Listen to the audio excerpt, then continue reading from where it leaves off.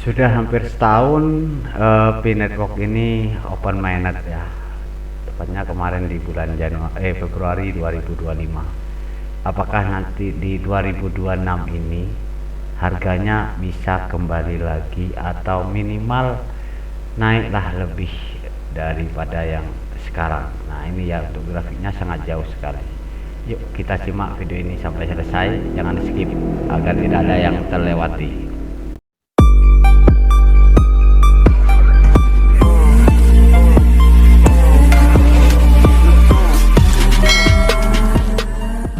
Oke, assalamualaikum warahmatullahi wabarakatuh. Selamat berjumpa kembali dengan saya di channel Bang Tutor.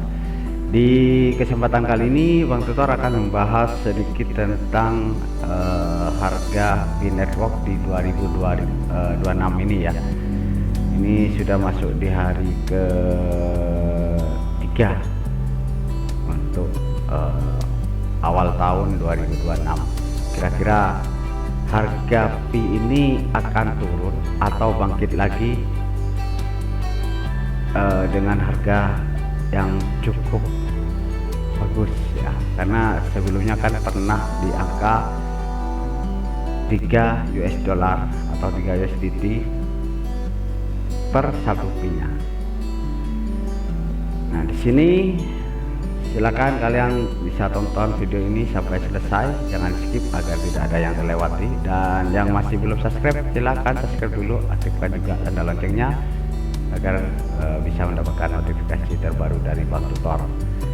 Karena di sini Bang Tutor akan selalu memberikan info-info terbaru tentang dunia kripto ya, baik itu airdrop ataupun info update tentang koin-koin yang lagi trending seperti Pi Network dan lain sebagainya. Oke.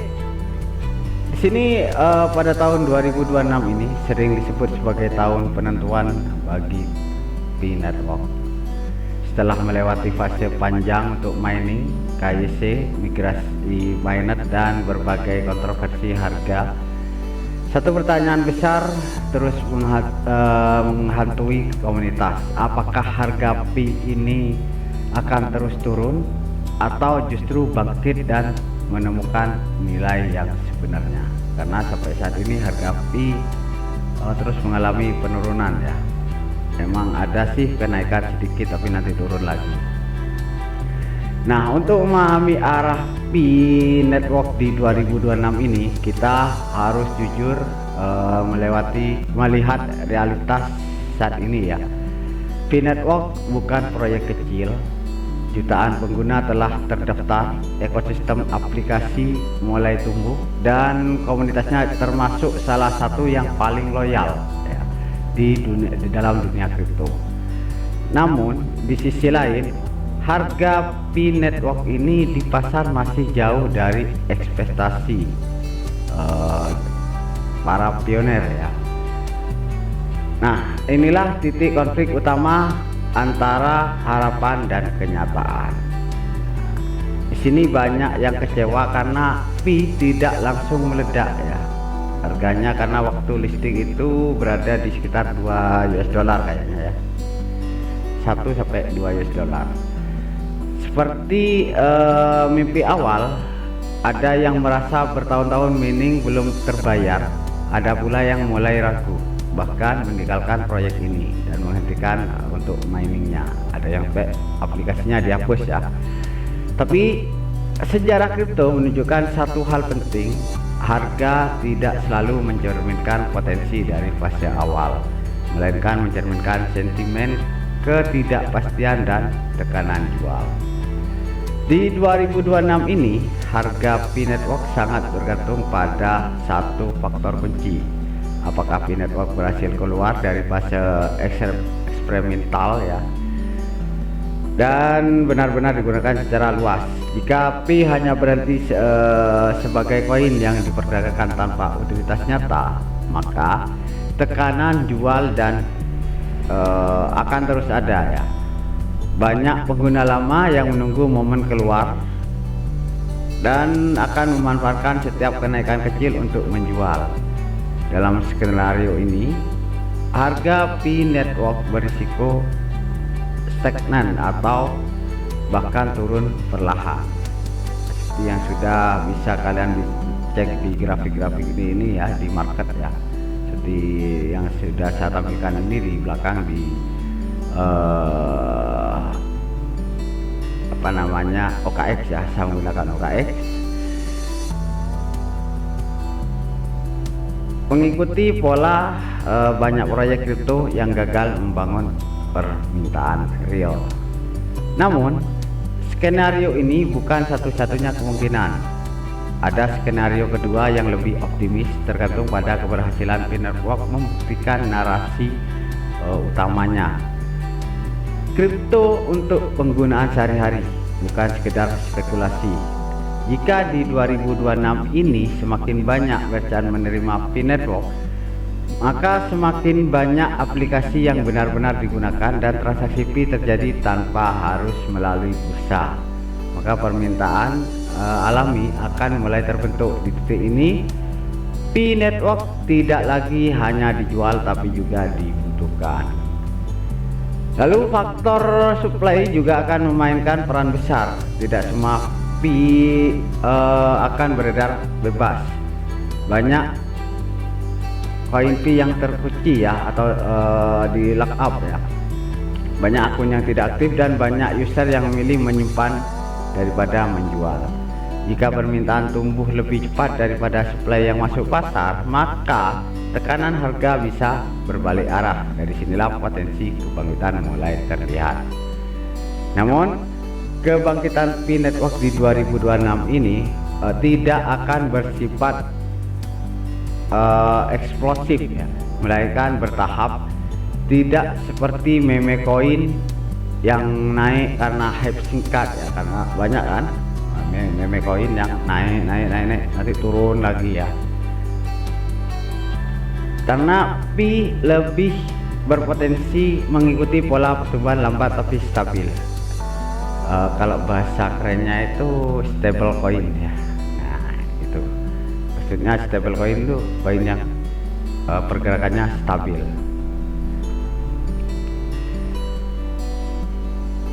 Ini lebih berpotensi mengikuti pola pertumbuhan lambat tapi stabil. Nah ini yang dimaksud stable coin. Jika ekosistemnya benar-benar hidup, harga bisa naik bukan karena spekulasi besar, tetapi karena kepercayaan yang pulih sedikit demi sedikit. Satu hal yang sering dilupakan adalah dimensi psikologis komunitas. Karena setelah hype besar, fase kekecewaan hampir selalu terjadi dalam proyek kripto ya.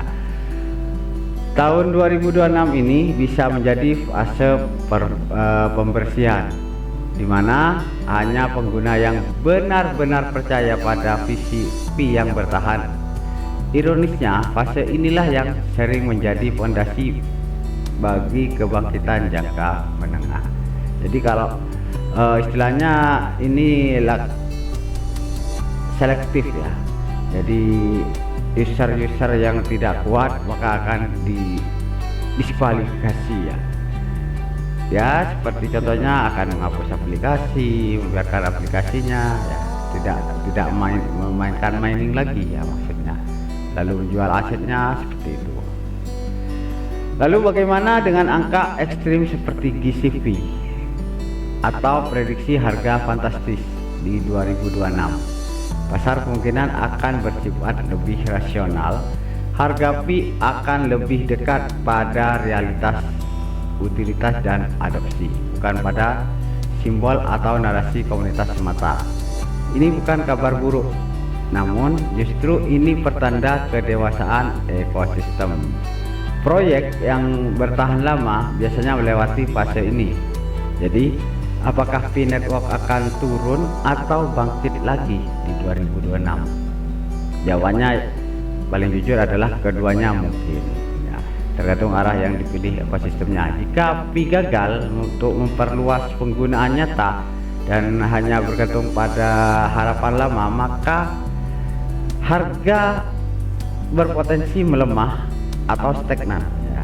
Namun jika P berhasil mengubah jutaan pengguna menjadi pengguna aktif ekonomi digital, maka 2026 ini bisa menjadi awal fase kebangkitan walaupun tidak spontanitas ya, harganya langsung meledak. Jadi ini istilahnya tidak instan, tapi pertumbuhan yang lebih sehat. Jadi pelan-pelan, tapi perlahan tapi pasti seperti itu. Dan pada akhirnya P-Network di 2026 bukan lagi tentang janji, melainkan tentang pembuktian pasar. Tidak lagi mendengarkan apa yang dikatakan komunitas, tapi melihat apa yang benar-benar digunakan. Dan disitulah jawaban sesungguhnya tentang masa depan harga P akan ditentukan. Jadi untuk saat ini ya kita ikutilah harga pasar dulu. Kalau mau transaksi barter dengan P ya ikut harga pasar. Kalau harga P sekarang 3.500 misalnya ya, kita beli barang seharga 20.000 berarti, atau 30.000 lah, berarti itu membayarnya pakai 8 P ya, 7 sampai 8 P seperti itu. Jangan pakai angka GCV, kasihan lah yang jual ya. Kalau harga GCV ini tidak sukses, maka kasihan, rugi itu yang jual ya. Mendingan gunakan harga market saja seperti itu. Jadi itu yang bisa saya sampaikan tentang prediksi P-Network untuk 2026 ini. Untuk mungkin teman-teman ya, teman-teman di sini ada statement lain tentang P-Network, silahkan kalian bisa sampaikan di kolom komentar ya. Jadi di sini Bang Tutor welcome buat siapapun yang punya statement tentang P-Network ini untuk harga P-Network, tapi yang jangan yang nyeleneh lah. Kalau harga GCP itu bukan tidak mungkin ya, kalaupun mungkin itu lama, butuh waktu puluhan tahun. Oke, itu saja yang bisa saya sampaikan. Terima kasih, sampai jumpa di video berikutnya. Wassalamualaikum warahmatullahi wabarakatuh.